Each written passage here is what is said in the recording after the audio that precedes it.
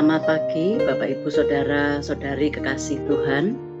Puji syukur kehadirat Tuhan, pagi hari ini kita jumpa lagi dalam ruang Zoom ini untuk saat teduh bersama. Bapak Ibu dan Saudara, kita akan merenungkan firman Tuhan dari pedoman saat teduh 4B GKI Residen Sudirman. Hari ini Jumat tanggal 24 Februari 2023 dengan judul Esyar. Sebelumnya mari kita persiapkan hati dan pikiran kita menyambut sabda Tuhan. Kita akan bersama-sama memuji Tuhan dari lagu Ya Allah kasih-Mu besar. Mari kita pujikan bersama.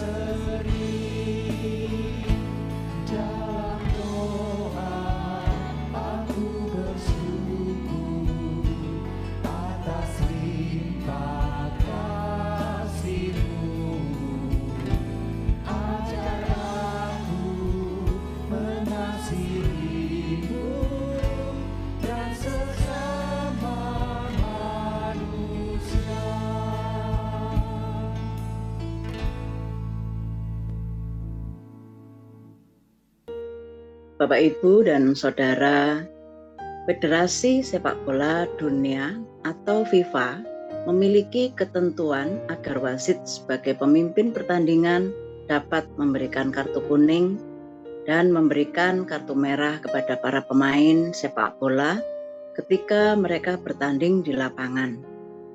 Peraturan ini disepakati untuk memberi peringatan agar pelanggaran-pelanggaran dan tindakan-tindakan tidak sportif yang bisa saja terjadi selama pertandingan berlangsung. Dengan demikian, wasit memiliki hak untuk memberikan peringatan atas kesalahan yang dilakukan oleh para pemain. Jika dikaitkan dengan kondisi kehidupan kita, ada banyak momen yang rasanya juga Tuhan memberikan kita peringatan atas tindakan-tindakan yang kita lakukan, yang terkadang tidak sesuai dengan kehendak-Nya. Pikiran dan tindakan yang jauh dari kehendak Tuhan itulah yang kita sebut sebagai dosa.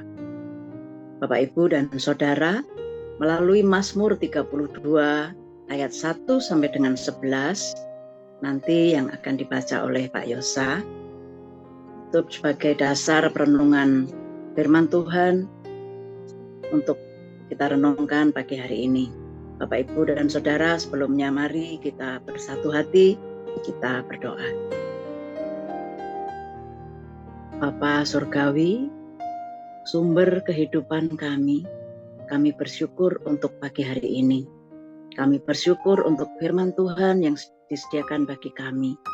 Bapa, sebentar kami akan membaca, merenungkan firman Tuhan.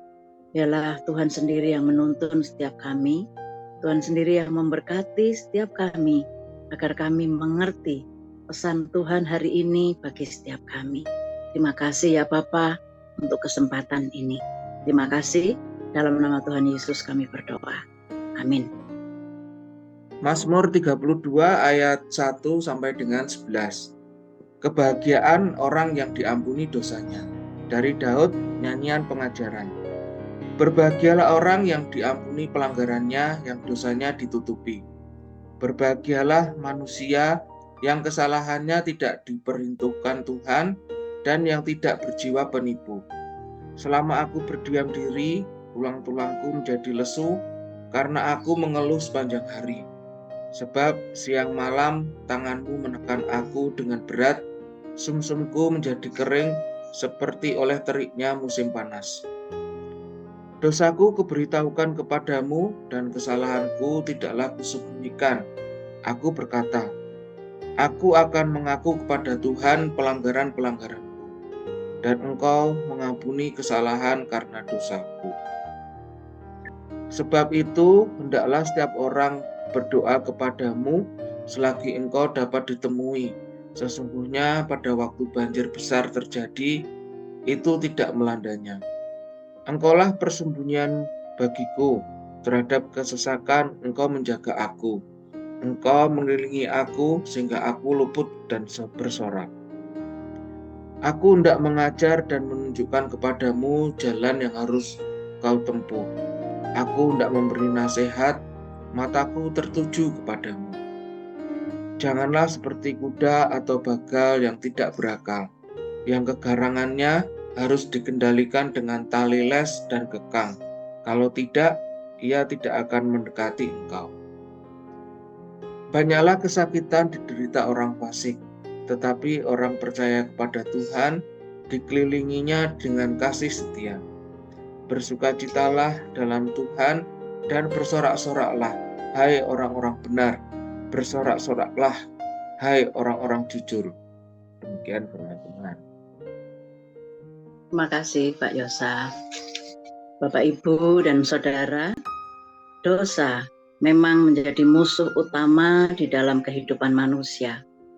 Kita memahami bahwa dosa dapat terjadi atas kelemahan atau kelalaian kita sebagai manusia yang terbatas. Dosa dapat membuat kita menjadi jatuh dan jauh dari kehendak Tuhan.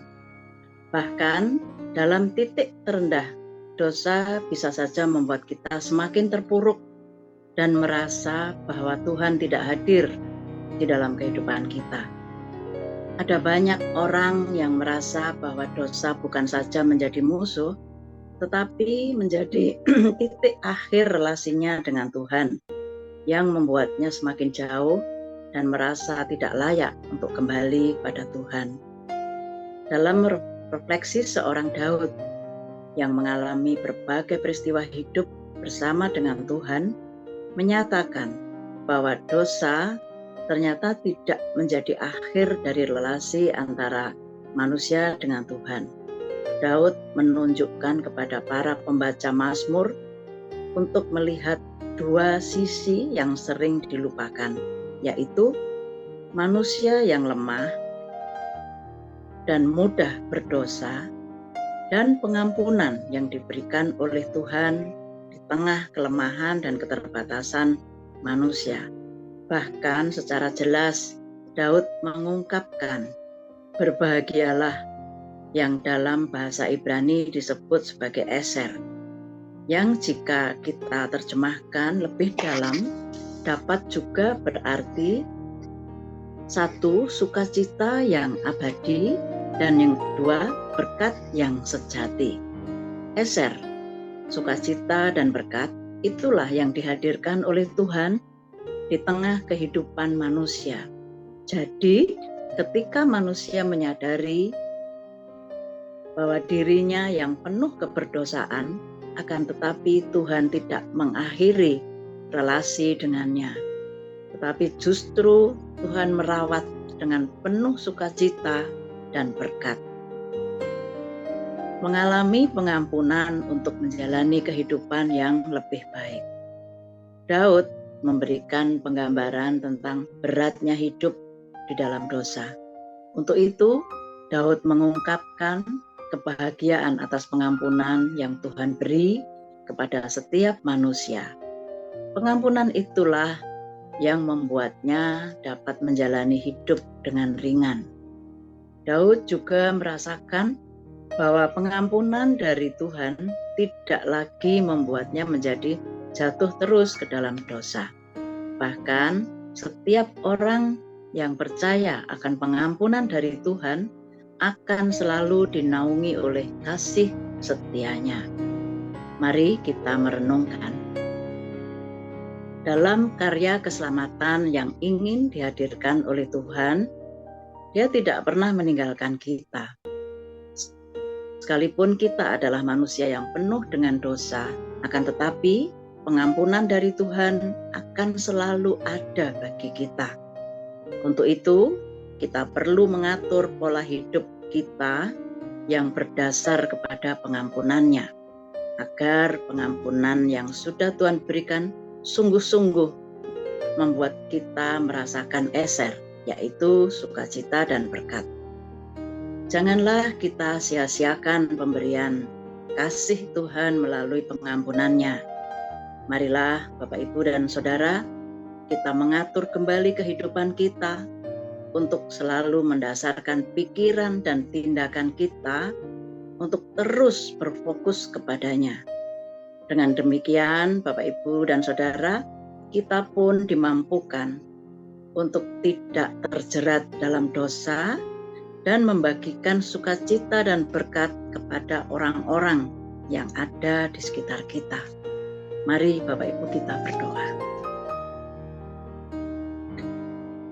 Tuhan yang penuh kasih, kami bersyukur dengan cara Tuhan untuk selalu bersedia hadir dalam kelemahan dan dalam hidup kami. Kami bersyukur atas pengampunan yang Tuhan beri dan mampukanlah setiap kami untuk hidup dalam kasih Tuhan.